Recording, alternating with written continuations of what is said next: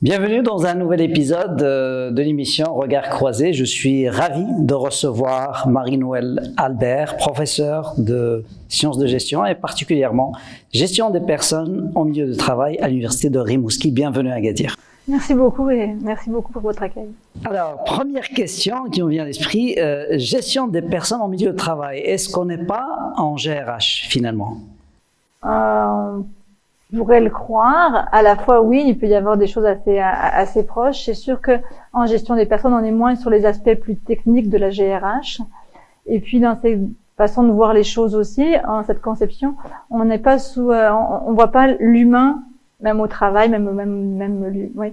On voit pas l'humain comme une ressource. On le conçoit comme une personne dans toute son entièreté, parce qu'une personne, c'est différentes facettes d'un humain, c'est à la fois des éléments liés au travail et puis d'autres types d'éléments et puis on peut concevoir cet humain-là, cette personne-là sous des facettes nombreuses avec et donc c'est toutes ces éléments-là qui vont faire cette personne-là qu'on va le voir. En plus, c'est avec une vision éthique de l'humain, une vision de respect de ces personnes-là.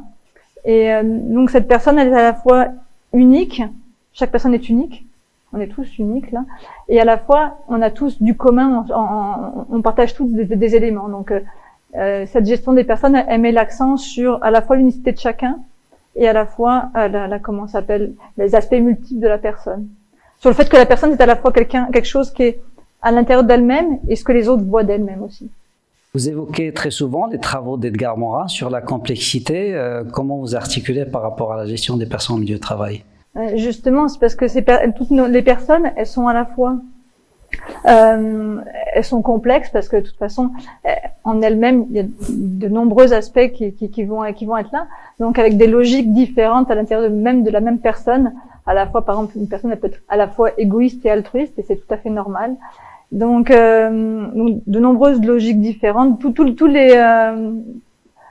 les principes de Morin, on les retrouve dans chacune des personnes, mais à la fois dans les interactions des personnes entre elles et avec leur environnement.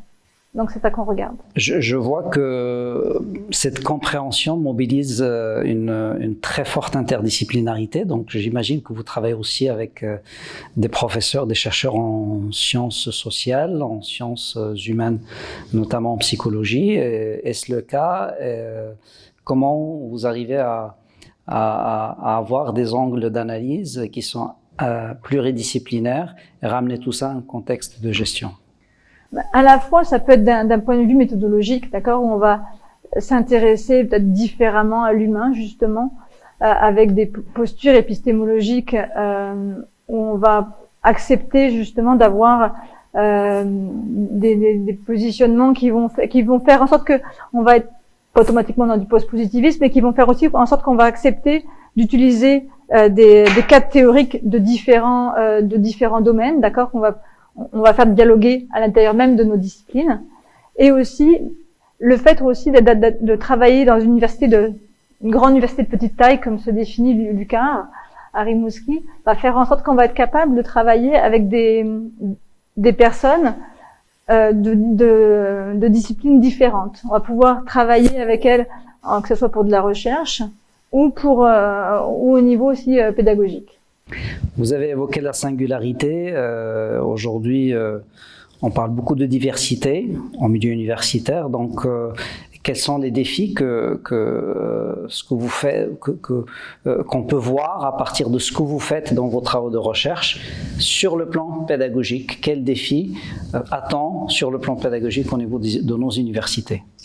Déjà, d'abord, une chose, c'est que la diversité, c'est très important, mais même pour nous, on gère pas la diversité. On va gérer des personnes qui vont être diverses et on va essayer de voir comment créer du commun. Et cette création de commun, elle nous semble très très importante pour pouvoir créer des communautés de personnes justement au sein des organisations.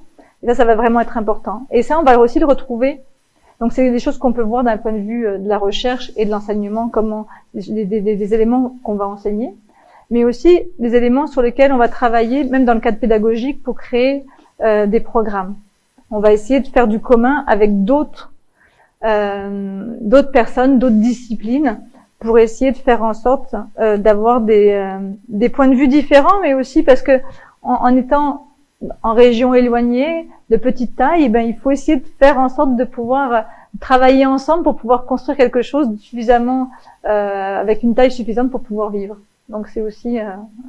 Vous avez eu l'occasion de sortir vos travaux du contexte nord-américain pour aller tester des hypothèses en Europe ou dans d'autres pays, en Afrique notamment? Oui, bah, d'abord, on a aussi beaucoup d'étudiants dans nos programmes qui sont en provenance d'Europe, mais aussi beaucoup d'Afrique et aussi du Maroc.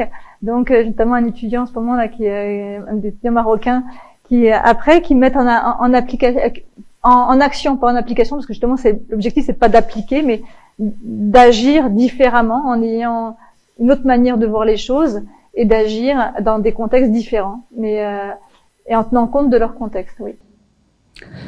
Merci beaucoup, Marie-Noëlle Albert. Très ravi d'avoir fait cet échange avec vous. Merci.